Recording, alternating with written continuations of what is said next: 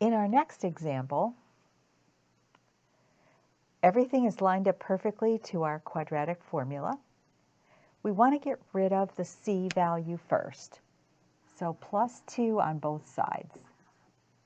Now we have y squared minus 8y. I'm going to leave a space here because the number fits in there, equals 2. It's at this point I want to fill in this space, so I'm going to be working my side work. I'm going to be taking 1/2 of the b value. So 1/2 of b is -8. I'm going to take half of that, and that would be a -4. This is going to come into play a little bit later. Then the next part, we're going to actually fill in this spot, is to take, again, half of the b and square it. So in this case, -8 times a -8 would equal 64, and 2 times 2 is 4. Now we can actually solve this. 4 divides into 6 one time with 2 left over. 4 goes into 24 6 times. So 16 now is the number that fits into this position. So I'm going to go plus 16, and what I do to one side of the equation has to be done to the other. So I'm going to have 16 on that side as well. I'm going to rewrite my formula.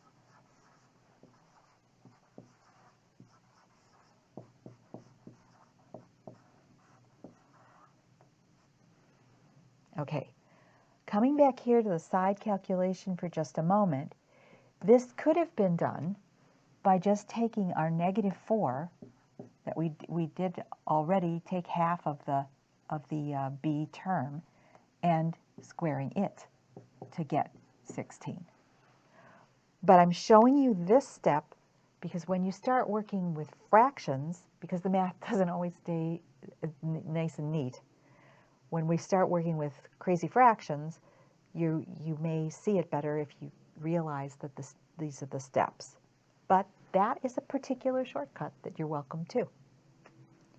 Coming back, at this point now we've got squares. We've got the squares that we could factor into y, and the 16 would be 4 times 4. It would have to be 2 negatives in order to get a -8 in the middle, and multiplied together gives us a positive. If you see that, you can go on to the next step. If not, we're going to factor this back and just check it. So y minus 4 times y minus 4, we get y squared.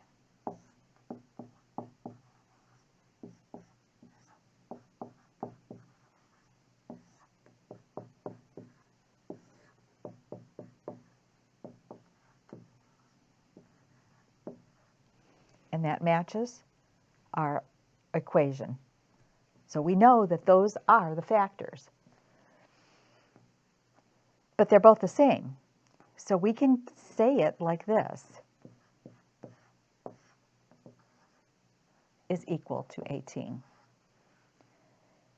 Now you can take off the exponent. Remember, we're always trying to get our value of y this time alone. Our letter needs to be alone. So we're going to have to take off the exponent. And we do that by squaring each side, doing the square root. So we can do the square root of y minus 4 squared equals the square root of 18, which is either plus or minus. Okay, there are we need two values for it because most of the time parabolas hit the x-axis in two spots, and that's what you're really finding, the 2 points where the parabola will hit the x-axis. So that one's plus and a minus here to because we're going to have two solutions. All right, squaring an exponent removes the exponent altogether. So now we have y minus 4 is equal to plus or minus the square root of 18. And then we're going to take our 4 to the other side. Y then is equal to 4 plus or minus the square root of 18. Most of the time you can stop here. There are certainly a couple of other steps afterwards, but you've just found the two root answers.